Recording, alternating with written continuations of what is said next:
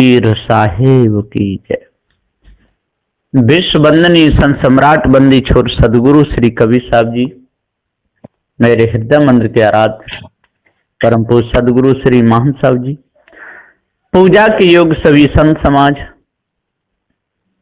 में चरण कमलों में सिर झुका के त्रिबार बंदी करता हूँ। बोलिए श्री सदगुरुदेव की जय। बंदी छोर सदगुरु श्री काशी साहब जी कहते हैं, जड़ चेतन भेद प्रकाश में चित क्रिया खड़े चाक सम जानो, अंधो क्रिया जल लियो पिछानो। ऊर्ध गगन सु अगणित करई, सदा वायु त्रिछीगत चले। चित क्रिया खड़े चाक सम जानो। जो पृथ्वी की जो क्रिया है वो खड़े चाक के समान है, जैसे गाड़ियों के चक्के घूमते, ट्रक का पहिया, इस प्रकार से चित क्रिया खड़े चाक समझाना। अंधो क्रिया जल लियो पिछानो। और नीचे की गति बहने की जल की है, सदा जल नीचे की तरफ बहता है। तो चित क्रिया खड़े चाक समझाना, अधो क्रिया जल लियो पिछानो। ऊर्ध गगन सो अग्नि नित करई। और सदा अग्नि ऊपर की तरफ चलती है, कहीं भी देख जलाओगे तो उसकी लौ ऊपर को जाएगी। ऊर्ध गगन सो अग्नि नित करई। और सदा वायु त्रिछीगत चले। और जो वायु का जो गगन है वो त्रिछा गगन है, वो त्रिछी चलती है। तो छित क्रिया खड़े चाक समझानो। छित कहिए ये इससे पृथ्वी जल वायु अग्नि से और बना हुआ ये शरीर। देखो जो खड़े चाक के समान ही घूम रहा है, कोई लुढ़क नहीं रहा है। जब पैरों से चलो कैसे भी, जैसे पहिया घूमता है उसी प्रकार से, नहीं तो घूम के देख लो, दोनों पैरों से ऊपर खड़े होकर के और घूमोगे तो ऐसे घूमोगे जैसे पहिया घूमता है। तो खड़े चाक समझानो। और ये जड़ है, चेतन है नहीं। और इसमें चेतन जीव का वास है। और ये चेतन जीव और इस शरीर को देख करके अपने आप को भूल गया है। इस शरीर को ही अपना स्वरूप जिसने मान लिया। तो पृथ्वी है वो जड़ है, खड़े चाक के समान घूम रही है, उसमें ज्ञान गुण नहीं। और शरीर है उन्हीं तत्वों से बना हुआ है, कर्म संस्कार बस ये जीव अध्यास बस वहां के कर्म में आता है, शरीर को बना लेता है। तो ये शरीर भी एक पृथ्वी है, पृथ्वी जल वायु अग्नि से बना हुआ, इसलिए इसको पंचभूत भी कहते हैं। लेकिन लोग इसी में अपने आप को खो देते हैं, इसी की पूजा करते रहते हैं। कहीं देखो, कोई काली की, कोई भैरव की, कोई शिव जी की, कोई राम की, कोई विष्णु की, सब लगे हुए हैं, अपने आप को कोई नहीं जा रहा है। तो चित क्रिया खड़े चाक समझाना। चित की क्रिया खड़े चाक के समान है। और ये पृथ्वी सूर्य के चक्कर लगा रही है, और जो चंद्र है वो पृथ्वी के चक्कर लगा रहा है। लेकिन लोग समझते हैं कि इसको चलाने वाला, फिराने वाला कोई होगा। देखा किसी ने नहीं, अभी तक कोई ऐसा नहीं आया कि उसने कहा हो कि हमने इस ब्रह्म परमात्मा को देखा है। सब के सब बात बना हुआ है, बेकार के लोग आए। चित क्रिया खड़े चाक समझानो। अंधो क्रिया जल ले पिछानो। और जल सदा नीचे की तरफ ही बहता है, ये अनादि है, किसी का बनाया हुआ नहीं। लोग कहते हैं भागीरथ गंगा को ऊपर से लाए, जटाओं में गंगा ले ली शिव जी ने। ये सब बेकार की बातें हैं। ये तो जल अनादि है, इसको कोई भी बनाने वाला नहीं और कोई बना भी नहीं सकता है। तो अधो क्रिया जल ले पिछानो। इसी प्रकार से मन जल का भाग है, और मन भी नीचे की तरफ बहता है। काम, क्रोध, लोभ, मोह, आशा, तृष्णा, छल, छिद्र, कपट, राग, द्वेष, इसी में ये मन बहता रहता है।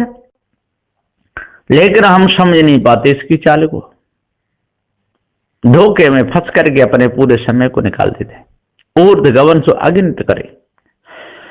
और जो अहंकार है वो अग्नि का है। अग्नि की गति सदा ऊपर को तरफ चलती है। इसी प्रकार से जब मनुष्य को अहंकार आता है तो ऊपर की तरफ आधे भौरा ऐंठ के चलता है, मोछों में अंटा लगा लगा के चलता है। हाथों को फिरा फिरा करके चलता है, सत्य न्याय निर्णय की बात को मानता नहीं और धोखे में फंस करके अपने पूरे समय को निकाल देता है। सदगुरुदेव जी पुकार के समझाते हुए कहते हैं, ऊर्ध्व गगन सो अगणित करे। जितने भी ये लोग हैं, अहंकारी लोग हैं, हटी सटी पक्षपाती लोग हैं, ये सब के सब सीना तान करके चलते हैं, किसी को समझते नहीं, धोखे में अपने समय को पूरा निकाल देते हैं, मानंदी में अपने पूरे समय को निकाल देते हैं। न्याय की बात यदि उनसे कहो तो मारने के लिए तैयार हो जाते हैं, षड्यंत्र रचते हैं, गुंडे भी लगा देते हैं, बहुतों को तो मरवा भी दिया। ऐसे लोग हैं इस संसार में, और ये सबके सबई हैं, एक को दोष देना ये ठीक नहीं है ना। ये 4 वर्ण बनाए मनु महाराज जी ने, ब्राह्मण क्षत्रिय वैश्य शूद्र, तो ये सबके सबई हैं, इन सब में ही छली कपटी लोग हैं। व्यक्तिगत किसी को दोष देना ये ठीक नहीं। सारे के सारे धोखे में फंसे हुए हैं। सदगुरुदेव जी कहते ऊर्ध्व गगन सो अगणित करे, सदा वायु तिरछी गति चले, और वायु का तिरछा गमन है। इसी प्रकार से जब चित्त चंचल हो जाता है, चित्त वायु का भाग है, तो चंचलता में मनुष्य अपना भी काम बिगाड़ लेता है और दूसरे को भी बिगाड़ता है। रजोगुणी का चंचल स्वभाव होता है। रजोगुणी मनुष्य एक जगह कल से बैठ नहीं सकता, इधर से उधर हाथ फिराता रहेगा, उधर से मुंह घुमाता रहेगा, इधर से आंखें नचाता रहेगा, फुर वहां कूदता रहेगा। उसको एक जगह चैन नहीं पड़ सकता है, साधना नहीं कर सकता रजोगुणी। हाँ, औषधि बना ले रजोगुण की, पारकी संतों के साथ में रहकर तो साधना कर सकता है, नहीं तो कोई सवाल ही नहीं है कि रजोगुणी साधना कर ले। रजोगुणी का चित्त चंचल होता है और रजोगुणी चंचल वृत्ति का होता है, और तमोगुणी उग्र स्वभाव का होता है, मारने में, काटने में, लड़ने में, झगड़ने में, छल करने में, दूसरों को धोखा देने में, षड्यंत्र रचने में, मारने काटने में, ये तमोगुणी का होता है। और यदि तमोगुण की औषधि बना ले तभी वो बचेगा, नहीं तो सारे संसार में कोई उसको बचाने वाला नहीं है। चिलम पीता रहे, बाहर रखाए ले, भांग खाता रहे, तंबाकू खाता रहे, उल्टे सीधे शब्दों को भी अपने मुख से बोलता रहे, साधना करे नहीं, ऐसों का मन कभी शुद्ध नहीं हो सकता है। इसी प्रकार सतोगुणी का शांत स्वभाव होता है, और कुछ भी अत्याचार होता रहे देखता रहे, अत्याचार में शामिल हो जाए, हाँ हूं कुछ नहीं करे, समय पर मौन रह जाए, सिर काट दो तब भी बोले नहीं, ऐसे का भी कभी जीवन में उद्धार नहीं हो सकता, कल्याण नहीं हो सकता है। जब उसकी औषधि बना लेगा सतोगुण की, तभी उद्धार होगा, तभी कल्याण होगा, नहीं तो नहीं होगा। गुरु बिना मुक्त न होते अरे मन चंचल, अरे मन चंचल भाई, काऊ दरिया की माछरी तालन बहे आई, लाख जतन करे धोइयो वकी गंदा न जाई, बगुला बैठो ताल पे जल हित लगाई, देखत के बग उजरे घट महले भाई, पलक डार मौनी भये मछरी सटकाई, गुरु बिना मुक्त न होते अरे मन चंचल भाई, सार शब्द टक सार है संतन बिच पाई, आद अंत की वार्ता साहेब समझाई, गुरु बिना मुक्त न होते अरे मन चंचल भाई। बिना गुरु के मुक्ति नहीं हो सकती है, और गुरुओं में भी पारखी गुरु होने चाहिए, और पारखी गुरु भी पक्के होने चाहिए। ऐसे नहीं हो कि इधर से उधर लुढ़क जाए, उधर से उधर लुढ़क जाए। नाम के पारखी नहीं होने चाहिए, काम के पारखी होने चाहिए। जो काम का पारखी होता है वही पारखी है, और जो नाम का पारखी होता है वो पारखी नहीं। जो लालच में आ जाए, कोई ब्याह शादी में बुलावे, कोई ब्याह शादी पढ़वाने लगे, है ना, और दूसरों को धोखा दे, लूटे, आपके पिता भी मुक्त न हुए, भटक रहे उनके नाम से, और लाखों की सामग्री बर्बाद करवा दे, लूट ले, ऐसा गुरु नहीं होना चाहिए।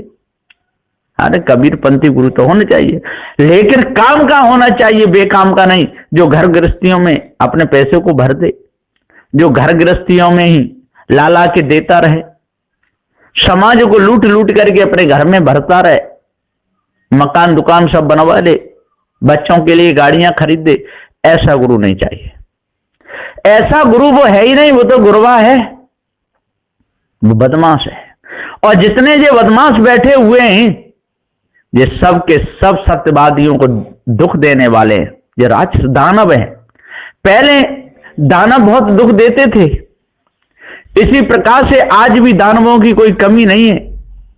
जो सत्य का उपदेश देता है, जो भ्रम से बचाने का उपदेश देता है, उनको लोग परेशान करते हैं, उन पे आकर के कुछ का कुछ उल्टा सीधा थोप देते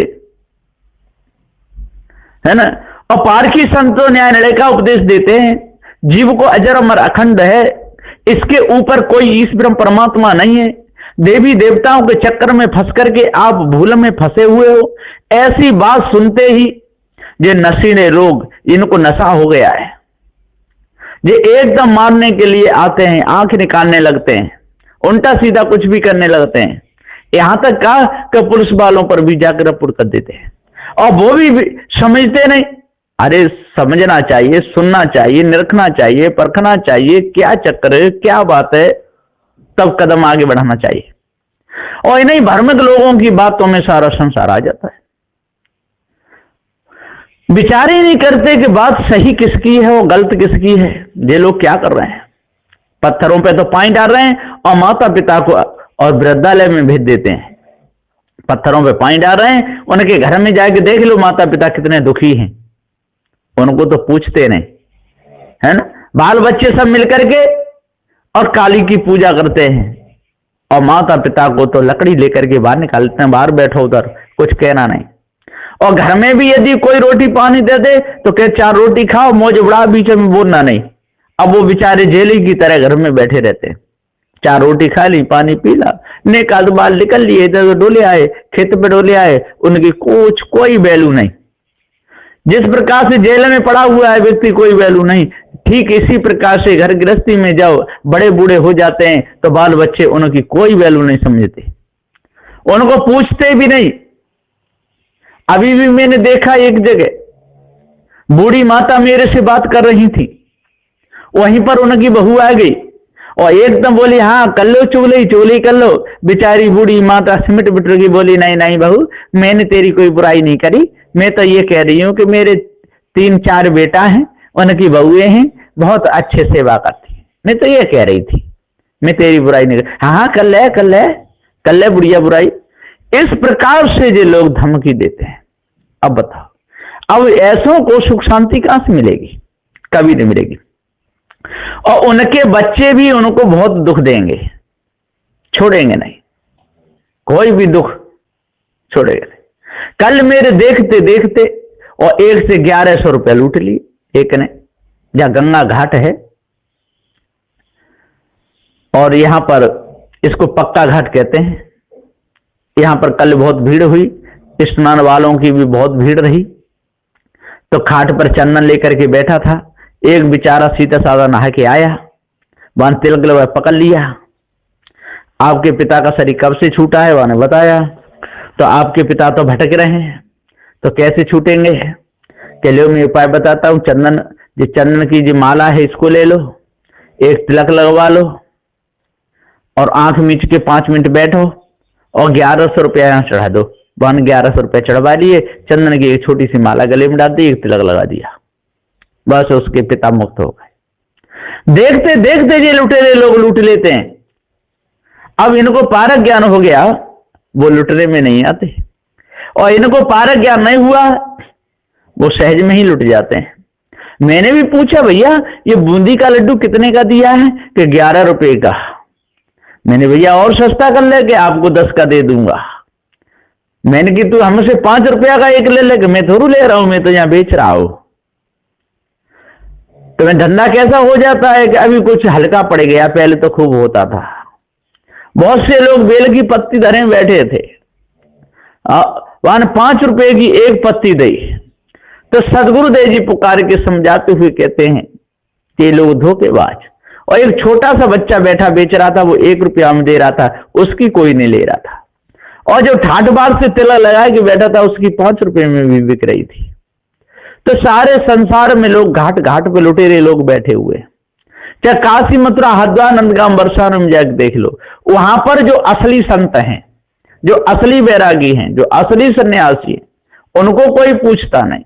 और जो ढोंगी लोग जा जाके बैठ गए, उनके पास में भीड़ लग जाती है। उनके पास में इतने लोग आते हैं, वो चिलम्बी पीते रहते हैं, पिलाते रहते हैं, और सट्टा भी बताते रहते हैं। और सटोरिया लोग उनके पास में खूब आते हैं, शराब की बोतल तक चढ़ाते हैं और वो शराब पीते। ऐसे ऐसे लोग हैं। तो शराबियों की, कबाबियों की, ढोंगियों की सारे संसार में कहीं कमी नहीं है। और सीधे साधे भोले भाले लोग इस भेद को नहीं समझ पाते, इसलिए उनके चक्कर में फंस जाते हैं। और उन सीधे लोगों को भी यदि समझाया जाए तो वो भी सत्य न्यायालय की बात को मानने के लिए तैयार नहीं होते। कभी साहब को भी लोग चमत्कारियों से जोड़ते हैं, और कभी साहब ने पूरा जीवन इस चमत्कारी का खंडन किया। कहा कि इस ब्रह्म परमात्मा कोई है नहीं, तंत्र मंत्र जादू टोना से कुछ होता नहीं, ये सारी बेकार की बातें हैं, ये लुटेरे लोग हैं, ये लूट लूट करके अपना घर भर रहे हैं। कोई हनुमान के ऊपर, कोई देवी के ऊपर, ये सब फूले हुए हैं और ऐसी ऐसी विद्याएं चालू करते हैं। आजकल तो जादूगरी का जो सामान है वो इंदौर में मिलता है, और भी बड़े बड़े मेलों में मिल जाता है। लोग खरीद लेते हैं और सीख लेते हैं, और गांव गांव लूटते हुए डुलते रहते हैं। अरे अरे, इस जादूगरी से यदि पैसा पैदा हो जाए, सोना पैदा हो जाए, तो ये गांव गांव क्यों डोलेंगे? अपने घर में बैठ करके बना ले, अपना काम चलाए, है ना। इनके सामने फिर तो ये सब जितने भी मुकेश अंबानी है और भी हैं, धीरू अंबानी, ये सारे फेल हो जाएंगे, क्योंकि जादूगरों से ज्यादा पैसा वाला सारे संसार में कोई रहेगा ही नहीं। तो ये सब बेकार की बातें हैं, और इन बेकार की बातों में कभी फंसना नहीं, धोखे में कभी आना नहीं। पार की संत जो सत्य न्यायालय का उपदेश देते हैं, भरम भूल कल्पना से बचाते हैं, 4 वेद 7 18 पुराणों की मानंदी से बचाते हैं, ऐसे संतों की शरण में लग करके और अपना जीवन बनाना चाहिए। और जिसने ऐसे संतों की शरण में लग करके अपना जीवन बना लिया, वास्तव में वो ही साधु है। और जिसने अपना जीवन नहीं बना पाया, धोखे में ही पूरा समय लगाया, तो वो साधु नहीं है, वो भ्रमिक है। और भ्रमिक लोगों ने सारे संसार में औधुंध मचाया है। बड़े बड़े ज्ञानी इस संसार में आए, बड़े बड़े ध्यानी इस संसार में आए, बड़े बड़े पीर पैगंबर कहलाने वाले आए, और सबके सब भरम भूल कल्पना और विषय वासना में लग करके वो चले गए। किसी को भी निस्वरूप का ज्ञान नहीं हो पाया, जड़ चेतन के भेद को वो जान ही नहीं पाए, और जनाने वाले मिले तो उन्होंने कोई ध्यान नहीं दिया। न हिंदू जग पाए, न मुस्लिम जग पाए, न ईसाई जग पाए, न पारसी जग पाए, न यहूदी जग पाए। ये सबके सब सोते के सोते ही रह गए, और आज भी सो रहे हैं। इस सोने से उनको फुर्सत नहीं।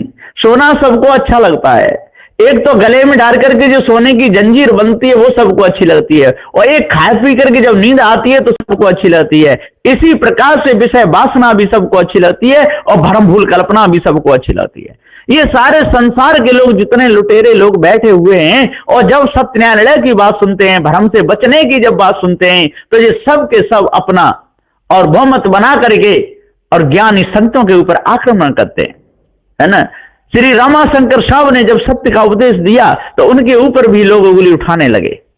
सदगुरुदेव जी पुकार के समझाते हुए कहते हैं कि जिन्होंने और सत्य पथ पर चलने की कोशिश की और सत्य का उपदेश दिया संसार को बचाने का, तो ये संसार के लोग ही ये कुत्ता की पूंछ के समान है, जो बचना नहीं चाहते, धोखे से छूटना नहीं चाहते। जो धोखे से बचाते हैं उन्हीं के ऊपर आक्रमण कर देते हैं, और जो धोखे में फंसाते हैं उनकी पूजा करते हैं, हारों को गले में डाल के। मैंने देखे जो तांत्रिक लोग, जो भूतों के भगत, वहां पर खेलने वाले खूब औरतें मूड हिला रही थी और लड़के भी मूड हिला रहे थे, और ऐसे अज्ञानी लोग जा जा करके उनके गले में हार डाट डाट करके पूजा कर रहे थे, और वो बैठा था तख्त पर और हार उसके गले में। इसी प्रकार से नौटंकी में जब वैश्याएं नाचती हैं, रंगीन नाचती हैं, तो उनके भी गले में डाट डाट के लोग वो करते, स्वागत करते। ऐसे ऐसे लोग हैं। और जो भ्रम का उपदेश दे रहे हैं ऊंचे ऊंचे मंचों पर बैठ करके, जो झूठ बोल रहे हैं गप्पी लोग, उनकी भी बहुत पूजा हो रही है। और जब पारखी संत सत्यान्वय का उपदेश देते हैं, भ्रम से बचाने का देते हैं, तो उनको तो लोग तिरछी नजर से देखते हैं। उनके उपदेश को सुनकर के चेहरा उतर जाता है, उनका मुख नीचे को हो जाता है। कोई कोई कहते हैं अभी इन्होंने पूरी साधना नहीं की, इनको पूरा ज्ञान नहीं है, अरे ये सनातनी नहीं है, और ये सनातन का भेद भी नहीं समझते। सनातन की चेतन जीव और धर्म का ये ज्ञान जो चेतन जीव को जान लेता है और समाज संबंध को समझ लेता है कि जीव का और ज्ञान का समाज संबंध है, वो ही सतपथ पे चल सकता है, वो ही सद्धर्म को जान सकता है। नहीं तो सारे संसार में कोई सद्धर्म पे चलने वाला नहीं। इसलिए आज अपने आप को जानो, भ्रम भूल कल्पना को मिटा दो, विषय वासना से अलग हो।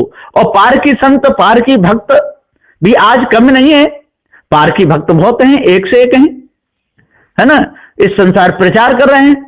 4-5 साल से देखो हमारे परवीन भाई हैं, परवीन भाई भी नित्य इनका काम है, कोई विशेष काम लग जाए वो बात अलग है ना, रोज उनको उपदेश सुनना, प्रवचन सुनना, वीडियो बनाना, डालना, क्योंकि सबका भला हो। जो भूले हुए लोग हैं, जो भूल से बचें, भ्रम से बचें, इसलिए ये प्रयास हो रहा है। अब इसमें उनका क्या लगता है, उन लोगों सुनने वालों का, अब इसमें मेहनत पूरी कर रहे हैं, अपना कैमरा भी लाते हैं, मोबाइल भी लाते हैं, उसमें पैसे भी पड़ते हैं, सारा खर्चा होता है, और बनाते हैं, डालते हैं। इसलिए डालते हैं, हमारे सुजाती भाई हैं, ये जग जाए तो ठीक है, ना तो मांस खा खा करके, शराब पी पी करके, जुआ खेल खेल करके, सट्टा लगा लगा करके, पत्थरों को पूज पूज करके, काशी मथुरा हरिद्वार घूम घूम के बेचारे पशु की तरह मर जाएंगे। बच जाए तो अच्छी बात है, ये प्रयास चल रहा है। तो सद्गुरुदेव जी पुकार के समझाते हुए कहते हैं कि जब पार की संत पार की भक्त उपदेश देते हैं तो इनके मुख नीचे को हो जाते हैं, और किसी किसी का सुधार भी हो जाता है। इसलिए प्रयास कर रहे हैं, और प्रयास जारी रहना चाहिए, और अपनी साधना भी जारी रहना चाहिए, और अपने मन को शुद्ध करना चाहिए, अंतःकरण को पवित्र करना चाहिए। किसी प्रकार के ना भ्रम में फंसना चाहिए और न किसी को फंसाना चाहिए। बस यहीं पर मैं अपनी वाणी को विराम देता हूं। बोलिए श्री सद्गुरुदेव की जय।